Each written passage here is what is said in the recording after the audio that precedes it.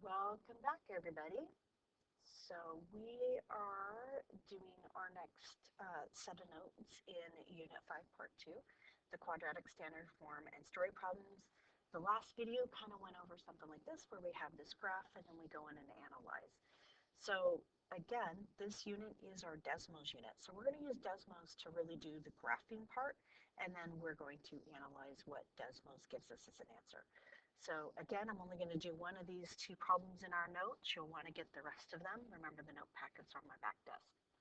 All right, so let's start off with this first one. A rock is thrown from the top of a tall building. The distance in feet between the rock and the ground is in t seconds. So x represents our time, it's representing seconds, and the distance f of t, that's going to be our y value. So the first thing I'm going to do is I'm going to take this equation. Notice it's in standard form, and I'm going to type this directly into Desmos. And I am going to have to probably move around in Desmos a little bit, get it kind of looking pretty. So let's go ahead and jump over to our Desmos. The equation again was negative 16x squared minus 4x plus 382. And as you can see over here, it looks like two parallel lines right now. So I'm going to zoom out because I kind of want to see how this looks.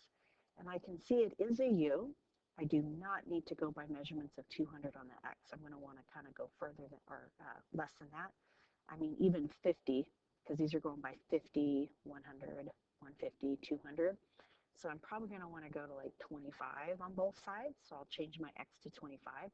But I definitely need to come up here all the way to 400 when it comes to the Y. So if I go over here to that toolbar, I go over here, I go, here's my X values for the X graph.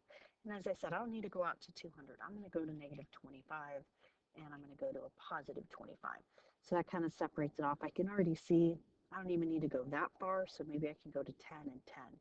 So it is kind of playing around until you get the graph in the window. So I like to see the graph fully. So we'll go by tens. I might zoom out because I really don't like the idea that these are going by halves, but I can zoom out later. The Y's look pretty much okay, so I'm okay with that. So I'm going to click off of that. As I said, I'm probably going to zoom. So let's see, that's 1, 2, 3, 4, 5. Okay, so the X's are going by ones, and the Y's are going 51, 52, 53, 54. So these are going by 50s. It does matter. I do want to make sure that I know what the units are going by. Remember, when we're looking at this graph, this side of the graph doesn't matter. I don't really care what's going on this side of the graph. The part of the graph that I really need is this side, because again, we're talking about time. We can't go back in time. So when I look at things, the question should be pertaining to this side. And as you can see, I can click on this.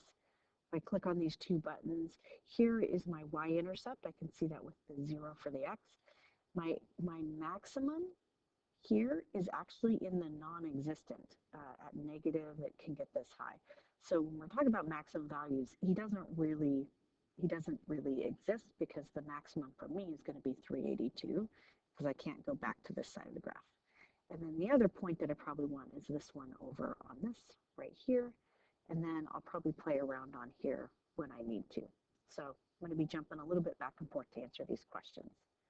So the first question, how long after the rock is thrown is it 340 feet from the ground? So again, I'm going to want to make sure that I know which one's my distance, which one's my ground. Actually, let me see if I can kind of, well, let's just kind of do this as is. All right, so remember, this is our distance, this is our time, and I want to know when I'm at 340. So I'm going to click on my graph, and as you can see, I'm looking at my y values. It's 367, and I want to go all the way till I get to about 340. So I went a little past it, so I'm going to go back up, and oh, there it is. So as I look at this point, I have 340 for the height, and it's at 1.5 seconds. So my answer to that first one will be 1.5 seconds. Now just remember that x-axis is my time, and that y-axis is my distance, or how high it is, basically, distance from the ground. So sorry, I kind of had a little trouble there. So distance. And this is in feet. I always like to write the measurements so that when I'm writing the answers down below, I can quickly kind of look down below and or look up here and I can see it. And time is in seconds. So every time I do a time one, I'll put seconds at the end. Every time I do a Y answer, I'll go ahead and put feet next to it. All right, how long after the rock is thrown does it hit the ground? So remember, when I hit the ground, that's me hitting this 0. So it's asking this x-intercept.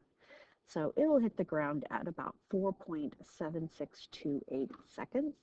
So I can come in here, I can go ahead and put that.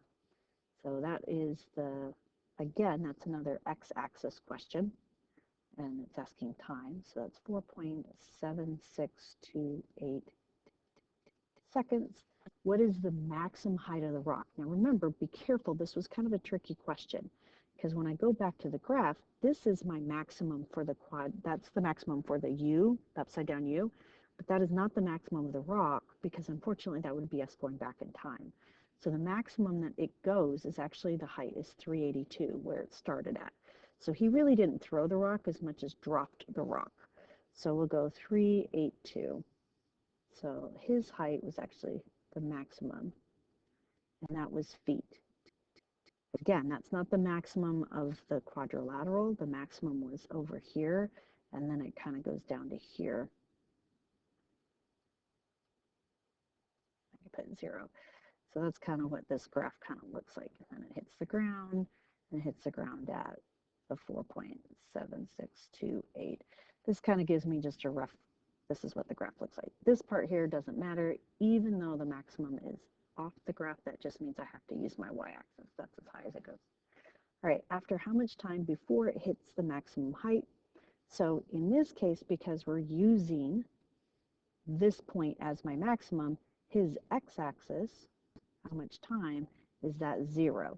So this is actually 0 seconds. It's its starting point, so 0. No time it started at 382. And then after that, it just starts losing its height the whole time.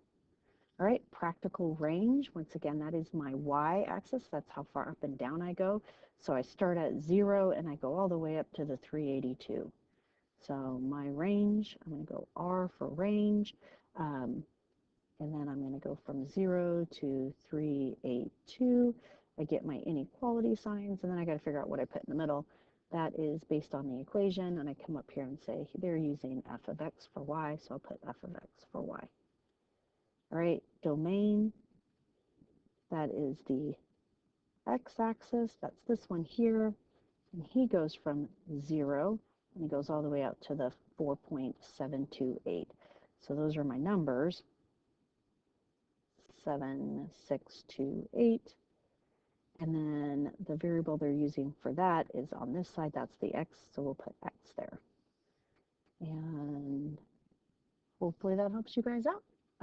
Again, I would try the next one. These are kind of problems. Each story problem might ask you something a little different, so just spend your time, really look at the equation and try to analyze what you're seeing. All right, I'll see you in the next video.